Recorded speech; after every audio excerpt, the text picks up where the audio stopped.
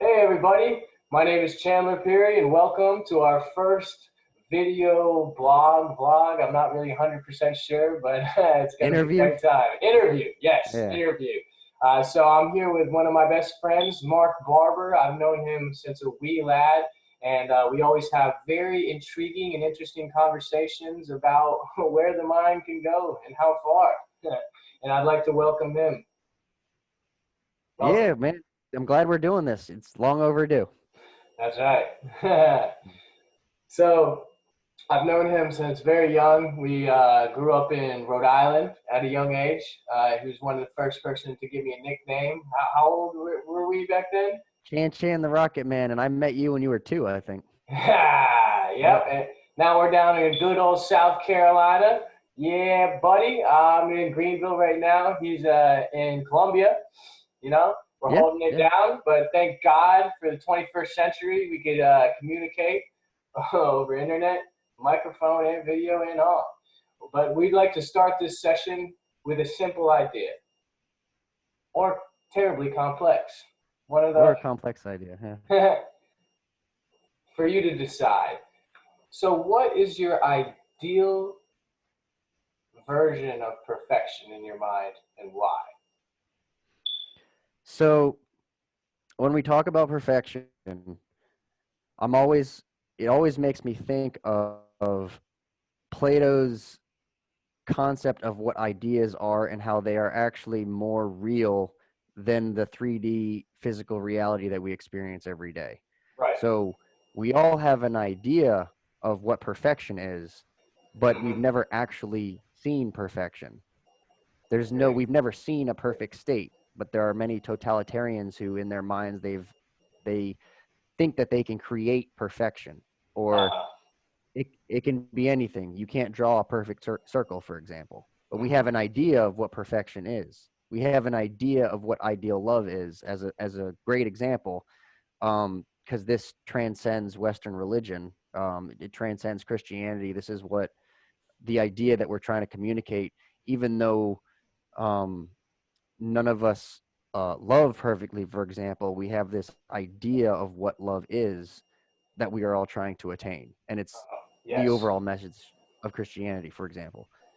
Um, so when we talk about artists, for example, because I think Uh-huh. art's a great analogy, or it proves my point. So artists are they are portraying an idea, whether it's on a canvas or whether it's in a motion picture or whatever. They are there's a higher truth that they are portraying through their art, and it resonates. The really successful art, it resonates with many different people. Everyone. um Sir?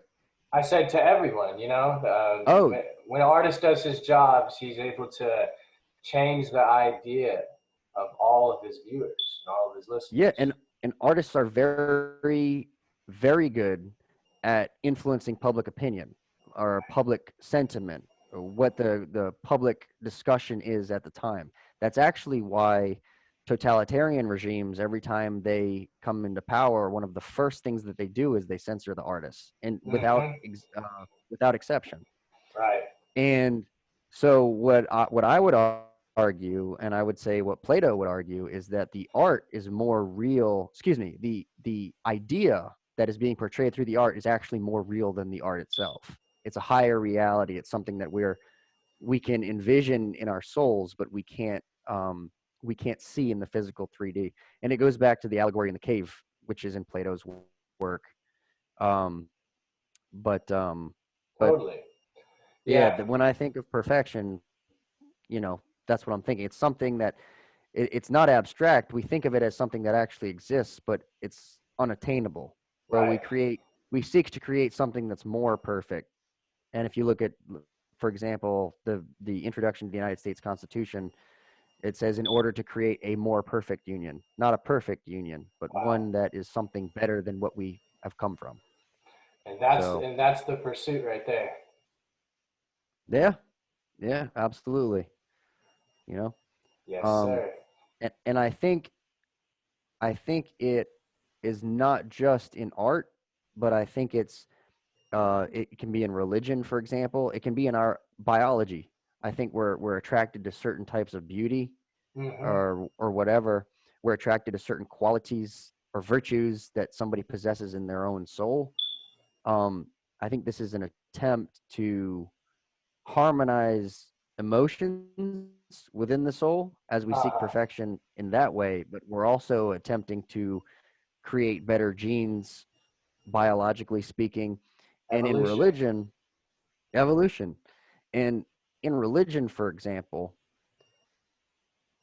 um, earlier I was talking about the Catholic Church, for example, and a Mm-hmm. lot of people might think that I'm hostile to religion. That's not the case at all. I have nothing against religion.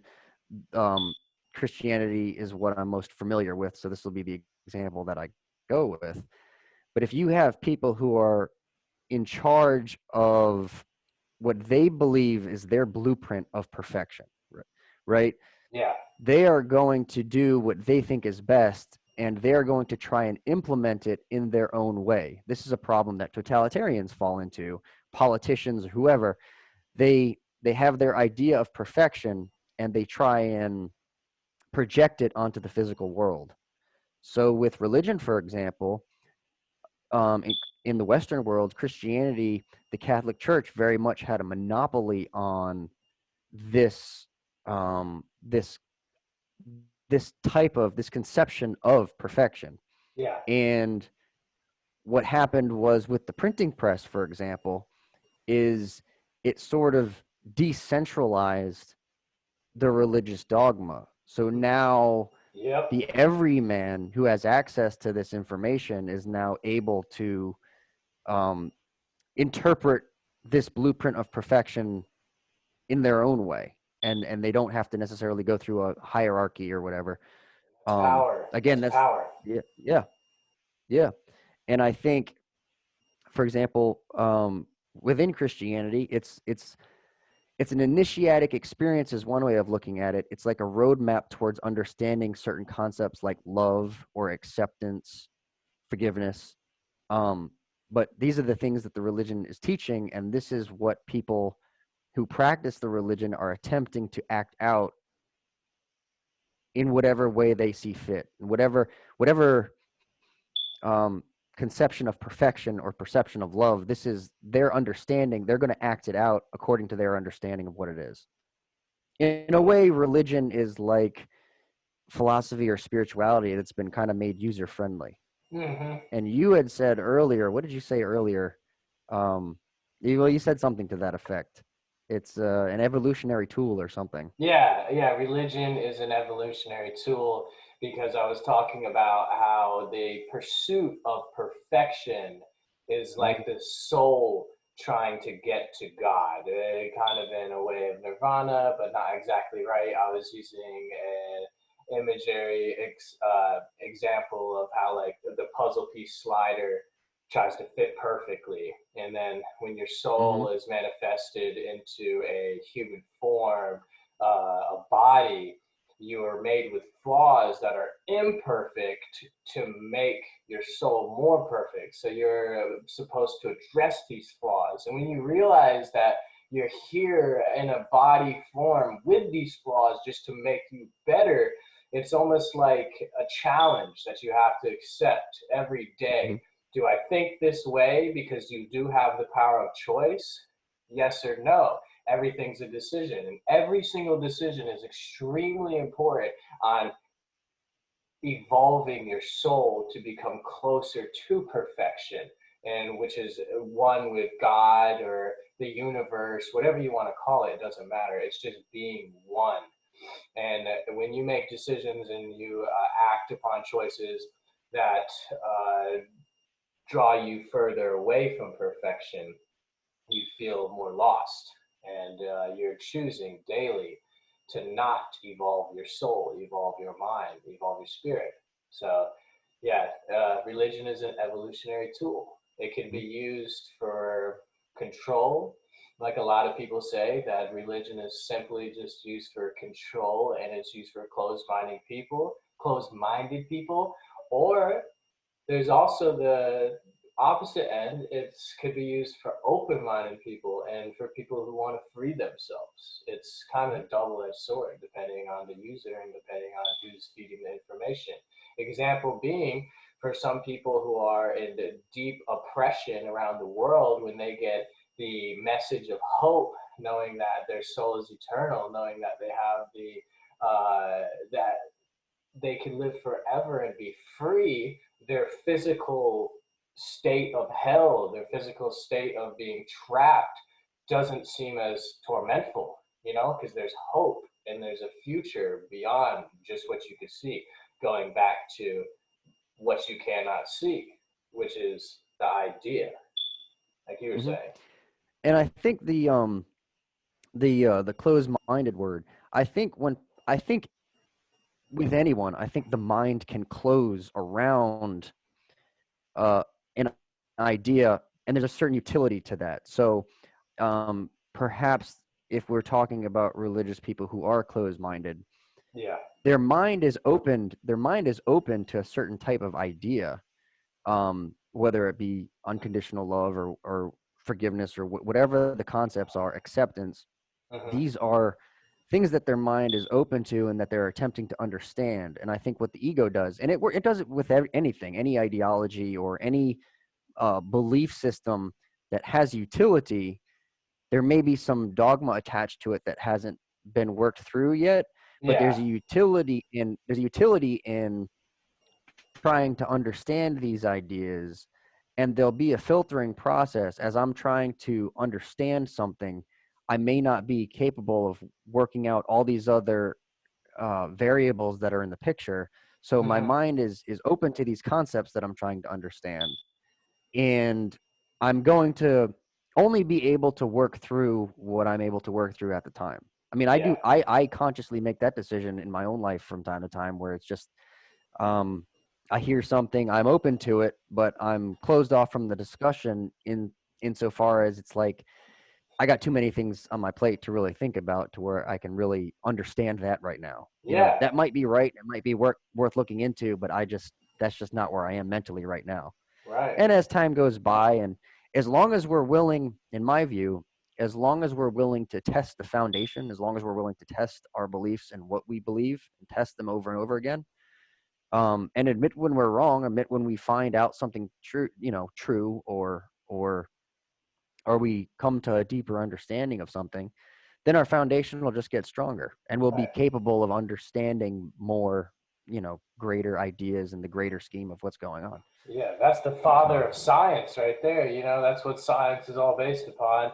And yes, with science, it's mostly based upon mathematical numbers as the foundation. You keep on testing, but we have to break through that concept and realize that the like soulology, the study of the soul, like you called Mm. it, it might not only be based upon numbers. There might be a different form of thinking and way of being subconscious soul that we need to figure out so that we could evolve to the next realm of humankind. Even Nikola Tesla said, might be not a perfect quote, but he said, whenever we start to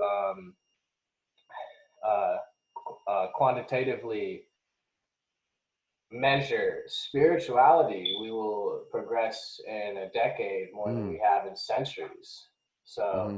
maybe it is numbers, maybe it's not numbers. I'm not sure, but I hope that one day we'll be able to figure that out, because I think as humanity, it'll really push us forward and together as one when we realize that we're all family and we're here for each other. Well, what I do think is that, and I speak of the Western world a lot. Unfortunately, I'm not as familiar with Eastern thought as I would like to be, but I think in the West we're very there's a lot about the soul, individual soulhood, that we don't understand, and it's reflected in our academics. It's reflected in our modern understanding of science. Um, but for example, I think there was a major breakthrough. You look back on the past few centuries, and there was this glorification of individual rights, and we believe in the the dignity, the innate dignity of the individual human being. Or if you look at the United States Declaration, or the Declaration of Independence for the United States, we we take for granted these concepts. Everybody's entitled to life, liberty, and the pursuit of happiness. Yeah. But what was happening is this enlightenment thinking that was occurring was there's this understanding that there's something unique and sacred, if you will, about the individual. Right. And I think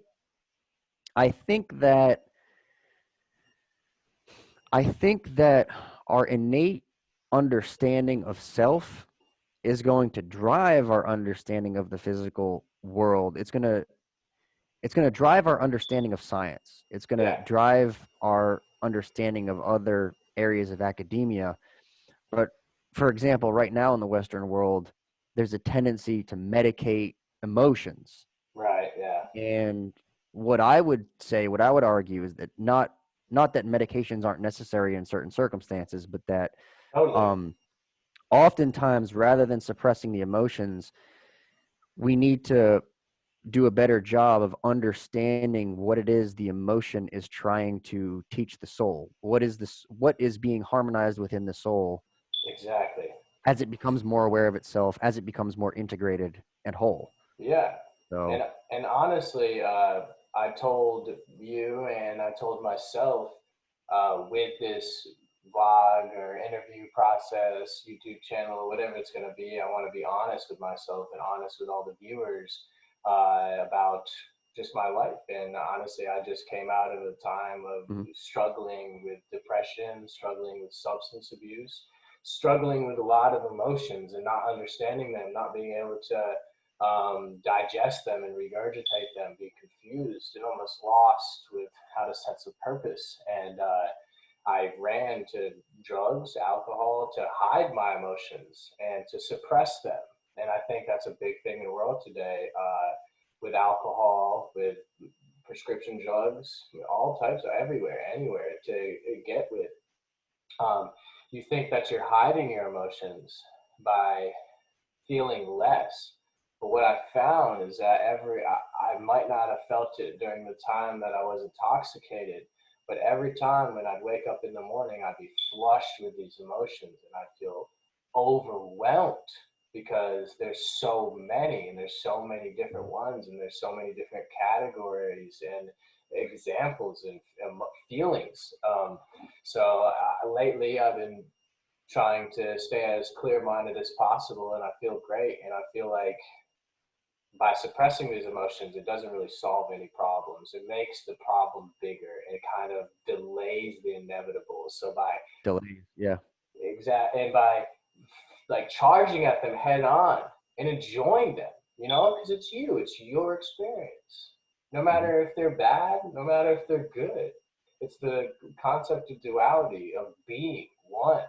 So lately, I've been trying to understand myself more. And by understanding myself more, I begin to love myself more, which is a very hard process to do. And I think that's an evolutionary process because everybody needs to begin to love themselves to love one another.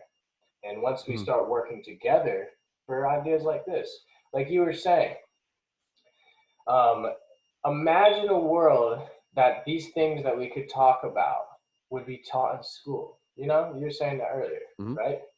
Just Well, when we have a better understanding, yeah, when we have a better understanding of the emotions and a more concrete understanding, something that we could actually teach, because I think a lot of times now what we're doing is, again, we're over medicating, but we can prolong.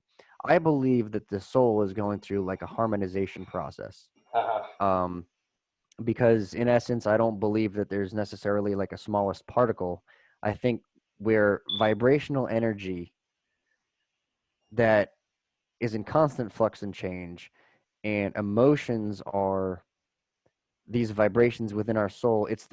Emotions are the soul's way of communicating with the body, right. and they further our growth. And I think there's a lot there's a lot that we still have to understand about soulhood. And a lot of times, a lot of the debates we have in the Western world, they're based off of a 3D understanding of the individual. So I think we're at a point in human history where for the past hundreds of years, excuse me, we have understood that there's something unique, special, sacred, whatever about the individual. But now we're viewing it through the lens of the 3D personality. Um, uh, I don't think we understand fully that we are immortal beings. Yeah. So we're looking at everything through the lens of one lifetime, one personality. We're not we're very narrow in scope in that sense. Right. So, for example, we'll talk about the transgender movement, for example. I have my opinions as to why that's occurring, and it has to do with certain understanding of there's a harmonization process that occurs between masculine and feminine energies within the soul. And the reason that there's a lot of confusion and I'm speaking politically speaking, there's, I think, confusion on both sides. We're looking at it through a 3D lens where we're looking at the biology of the person. And I think what we're not taking into account is the fact that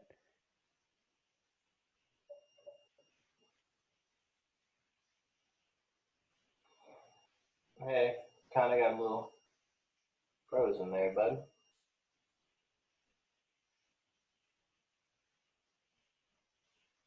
Well, a little hiccup. Wi-Fi isn't always perfect. uh Sorry, it oh, froze a you there? little bit, but yeah, go ahead. Did it freeze on you too? Yeah, a little bit. Okay. Um but there's a genuine I think there's a genuine misunderstanding, and it goes to identity. It happens with everybody. I think we're all coming into this awareness of who we are, Uh, not just in our individual lifetimes where we mature, we have a greater sense of self, right. but um, as we mature and grow, we understand that there's all these different energies like masculinity and femininity and what they mean and how they resonate with our biology and everything else. Again, Right. I think we have a very limited understanding. So far, we have a very limited understanding of soulhood, and there's a lot of importance put on the individual, rightly so, but we are still in the beginning stages of really understanding who we are as human beings. Yeah, totally. You know? And I love that because I think the process of life is understanding who we are as human beings. Mhm. Like, that's one of the biggest points. And one of my friends told me one day, he was like, back onto the note you were talking about, how the soul is eternal. That's a very complicated process. Like, yes, we could just say that. Yes, our soul is infinite, but that's not an easy thought. It's very Mhm. deep and it's internal, and it's even the concept of infinity is so wrong. But what somebody said, which really caught my attention, and I'd love to hear it. Actually, my hair stood up on my skin because it just shook me. He was like, "So we've existed forever, but this is our first time to speak, so we must be heard." And that's why I love that we're doing this here right now. You know, Mhm. we're clash. It's a clash of the minds, meeting of the minds, and we're just freestyling back and forth, and we're coming to conclusions that we've never came to before. And hopefully, people will love to watch this and come to conclusions for themselves. And if you all do, please let us know because I'd love to connect as many minds as possible and know things that I don't know, because that's what my favorite thing of life is. Einstein said, the beautiful and mysterious. Like, the best part of life is the mystery, the unknown, reaching out into the unknown and bringing it back into reality.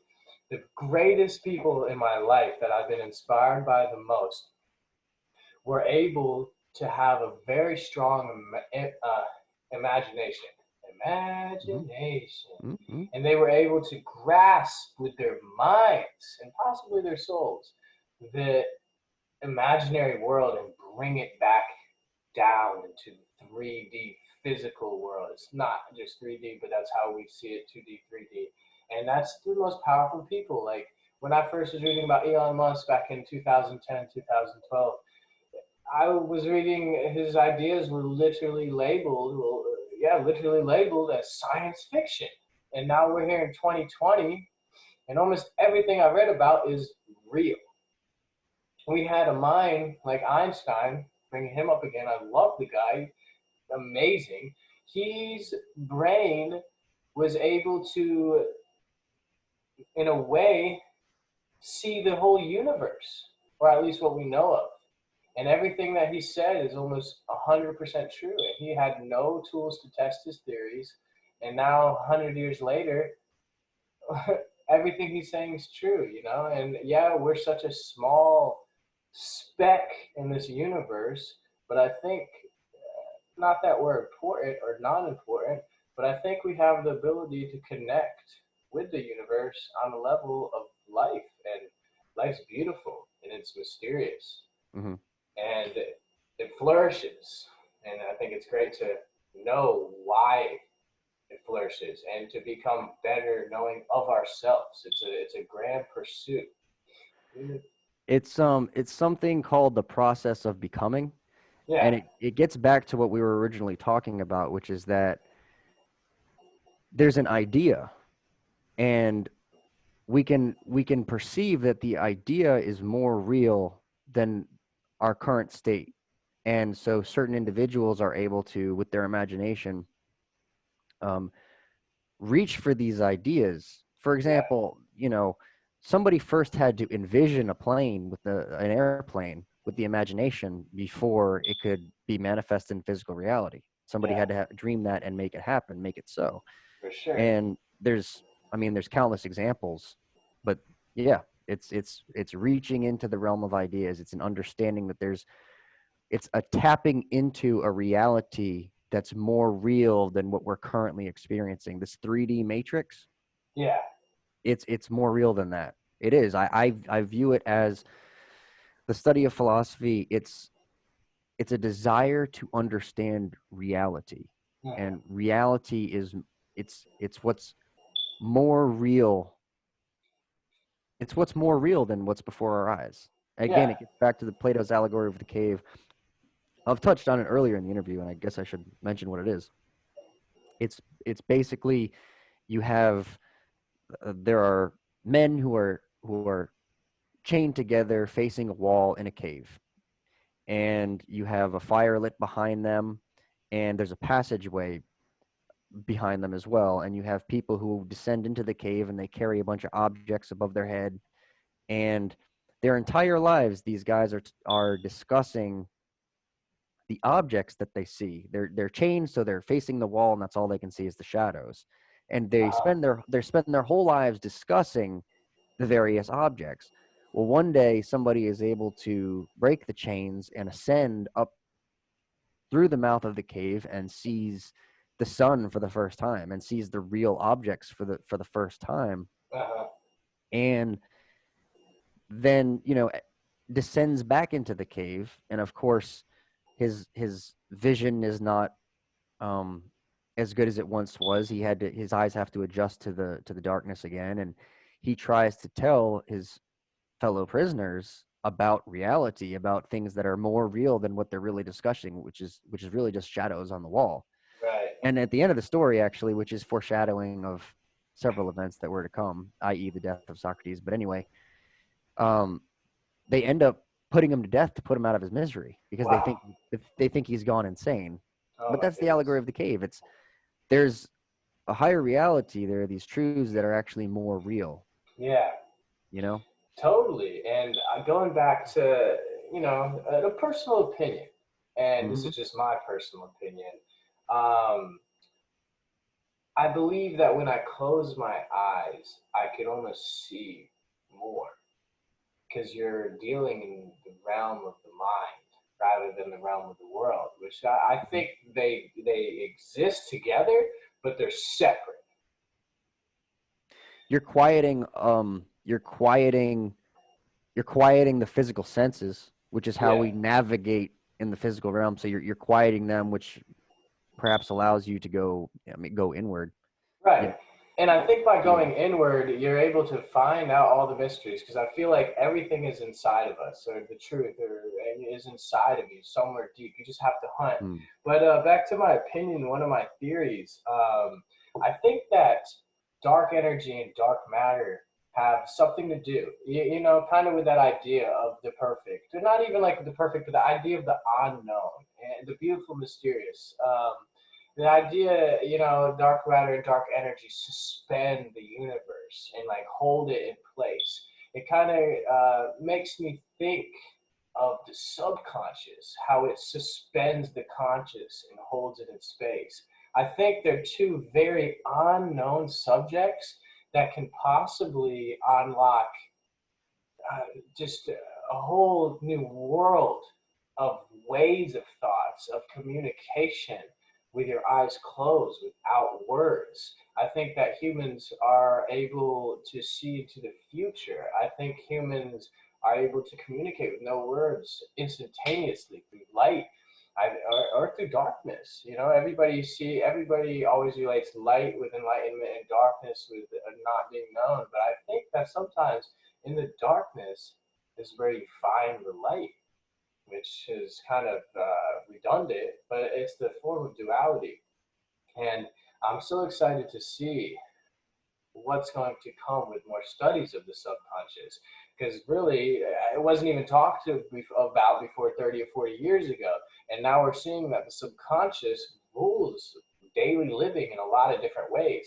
People are predetermined. It's almost like they're running, like not like robots, but it's already predetermined what they're going to do, and then we have to use that free will to break the chain, to do something new, to choose to evolve in a new way, not just to be our old selves. And I think that's a very important part in knowing yourself, is by breaking these habits and patterns that you know are not the best for you, and by doing something hard and being in an uncomfortable spot. And it's kind of like you know, breaking down the muscles, tearing the muscles to rebuild themselves, like a phoenix. He bursts into flames to ashes to be reborn.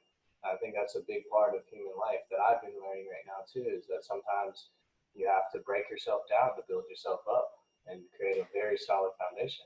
I do think we're born into life with a certain innate knowledge, but we're also we're immersed into this type of programming. And Yeah. what this programming is it's just previous generations attempt to understand reality that they are now impressing on the future or current generation.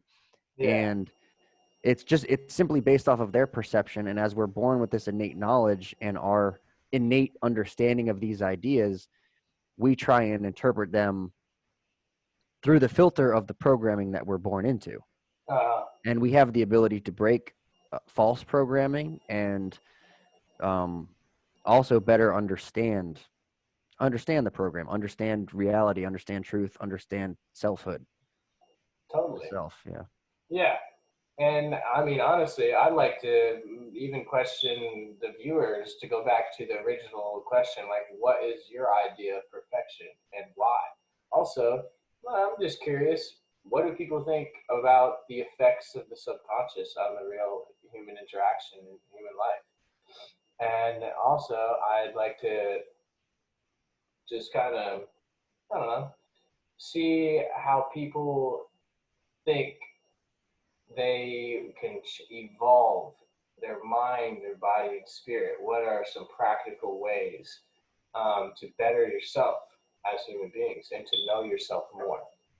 Because these are questions that I want to know, and I know Mark wants to know, and we're trying to figure out together as a human consciousness, as a family, as brain waves that are a mycelium web for the mind.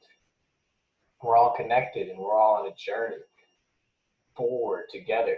So I think I'm proud to be talking to you, and I'm proud to be a part of the human race right now. Sometimes it doesn't feel comfortable.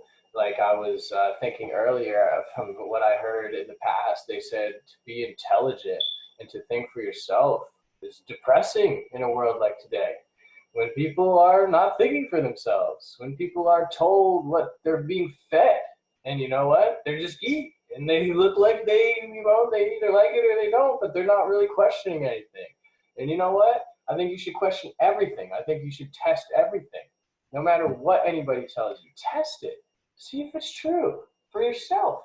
maybe there's not a solid way to say yes or no, but you test it for yourself. And when you, after you've done so, find the best solution. It's not always the easiest. It's honestly what I've learned so far. It's usually never the easiest. It's the hardest. But when you become hardened by the hard trials, you become stronger. You know, you become a leader. Uh, Thought thought actually is a lot of work. yeah, for sure. I actually do see the utility in not exploring certain things, especially if you're still in survival mode, trying to feed the family or whatever.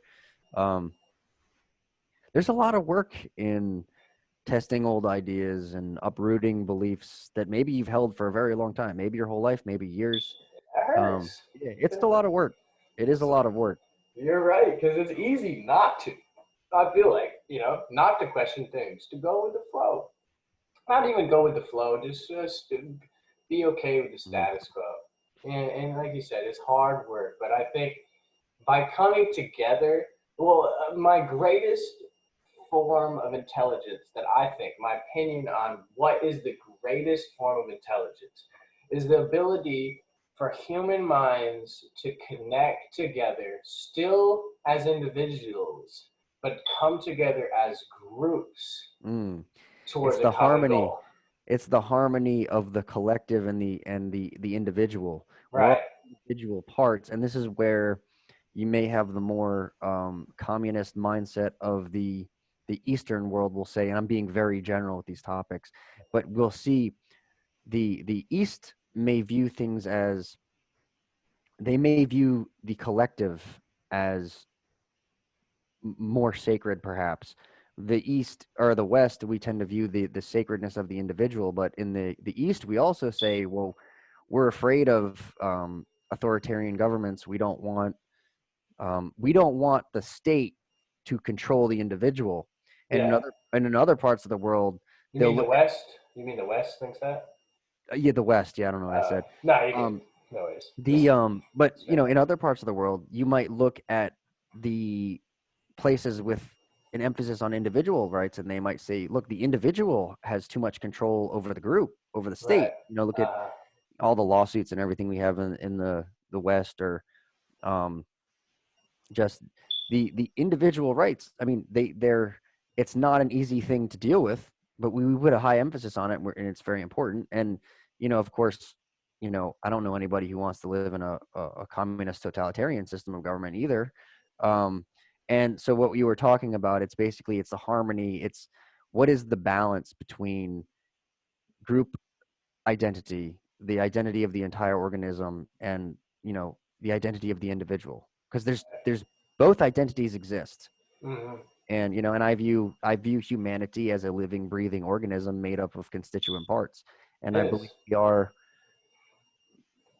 to a degree, we're the smallest part of that organism, in a sense. We are humanity. We are humans, and we're all energetically, I mean, we are all connected. We're this same blob called humanity that's constantly evolving, growing, and changing, with all these different parts, being reborn and recycled, Yeah. like cells. So yeah, we are becoming more connected. And I think as we um, as we grow, as we mature, as we have a greater understanding of ourselves and what this organism of humanity is, um, we make more connections, and it's reflected in our technology. I mean, we're having a conversation and we're 100 miles away or something. Yeah. And you know, so the opportunities, the potential for humanity are, you know, unlimited. Yeah. Limitless. I mean, I view us all as like we're like individual neurons in a brain. Uh-huh. And the more we're able to connect and share ideas and share thoughts and test ideas, um, the more intelligent of an organism we become. Yeah, I So, totally agree. And that's why I think we should keep this as social as possible and try to have as many people on, or, keep the comments mhm. open, respond to all the comments. Anybody has questions, I'd love to answer. And honestly, I talk out of a ton of opinions. I don't have facts for a lot of what And I say. criticisms are a good thing. Criticism is a good It's a thing. great thing. Yep. I was the other day I released some of my music on SoundCloud, and you know what? People were hating on it. It was honestly hilarious. I was dying because they were so terribly mean. But I was like, you know what? Hey, yeah, let them speak. You know, let them be heard. If someone, you know, if someone does something and you don't like it, tell them you don't like it. Don't be scared. Don't hide behind your silence. Never hide behind silence. Speak up. You Try were to be. talking. Oh, sorry. You were talking about honesty way earlier, Yeah. and I've always said it's the first virtue because um, w- without honesty, you really can't learn anything. You got to be honest with yourself, but Oh, being that's being huge. honest is We lie to ourselves so much. Being honest with yeah. yourself is huge. Personally, I think the best trait, or you said virtue, is loyalty technically a virtue? Sure. Yeah. Well, then I would say loyalty is my number one virtue, and the reason goes back to what I was saying earlier about how I believe intelligence is being an individual, but then being able to bring people around you towards a common goal. Because loyalty in the group setting is imperative. It just is. Hmm. There's Hmm. no way to successfully be a group unless you're loyal to each other, unless you know, because there's a lot of subcategories of loyal Hmm. trust. You know, it breaks down to a lot of things, and without humans coming together and being loyal to each other and working towards a common goal, we would have nothing. Think about the Large Hadron Collider. You know, you have all these genius people singularly working together. What 4,000, 5,000 people to do something that one person could never do, ever, ever, ever, ever. We were never going to be able to evolve past hunter and gatherers, or we were never even going to be able to be hunter and gatherers unless we would be able to form into groups and use our minds together. At the time, it's more of our physical, but still our minds, you know, and work together and be loyal. And I believe in anarchism, so that's kind of a tough subject, but sometimes with loyalty in itself, but sometimes you have to be loyal to yourself. And that's a whole nother topic for another day. We can go on this for a long time. I think next time, I think we should talk about possibly our, you know, whatever in the future, talk about our political views, but that's always sticky for people. Yeah, and another video we should do that because actually, we talk about loyalty not just to individuals, and you were talking about a common goal, and I Yeah, was thinking again, I'm thinking about ideas, and every every movement there's loyalty to a common idea. right, It may be, sir, it may, there may be a leader who is leading the group, but their loyalty may be with their leader, but their loyalty is also with an idea in a given example. And, that could mean a number of things. For example, Adolf Hitler. I mean, he had a vision of a totalitarian, regime, and right, and I'm not saying everybody bought onto this, but what I'm saying is he sold, forcefully so in many cases, right. he was selling an idea. He was selling an idea to the people, and his idea was based off of racial purity. And in his mind, that was his perception of perfection. He was viewing it strictly through the race of biology, and he thought he could make a master race and everything.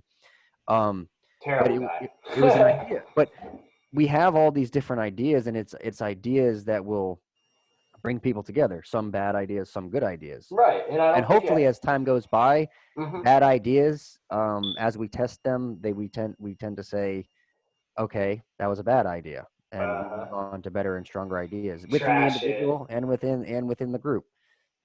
As I may have an idea in my head, and as long as I'm willing to test it, maybe it's the right idea, and maybe I should stick with it for my whole life. But maybe it's the wrong idea, and there's something better that I can, And I take think you from it. have to continuously test that over time. Just Hmm. like you read a book and throughout years in your life, you come back and you're like, oh, this means something Hmm. whole new to me. And it's a lot of work. Yeah, it's a lot Yeah, of. there's not a lot of absolutes, and maybe there's not. Maybe there's a ton. I don't know. That's the philosophical debate. But back towards our topic, which is our what is your ideal vision of perfection and why? I was just thinking. I remember you telling me something a while back. It was something about the line along the lines of unconditional love, and I remember Hmm. you saying how unconditional love is. I don't need you with me right now. You know, I don't. It doesn't matter what you do. It doesn't matter where you are. It doesn't matter what you're thinking. It doesn't matter even how you view me anymore. It's just I so much love the time that I spent with you. I so much am full with affection upon the time that I even got to be in your presence, the experiences we had, the emotions that we shared, the ideas that we came across together and evolved, you know? And I think my ideal form of perfection is unconditional love.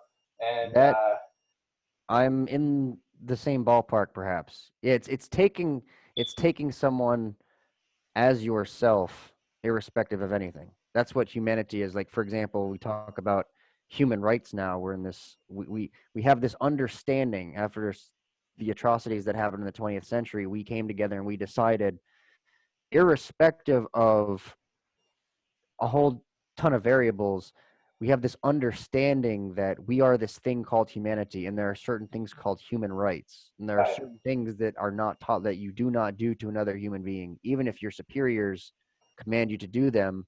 There are human rights, natural rights. yes, There's humanity, and so it gets back to this concept of unconditional love. I think it's, you identify that this other being is also you. I'm humanity and you are humanity, uh-huh, and we understand that we are one and the same. On some level, we are, as we become more aware, more self-aware and more conscious, we are one being.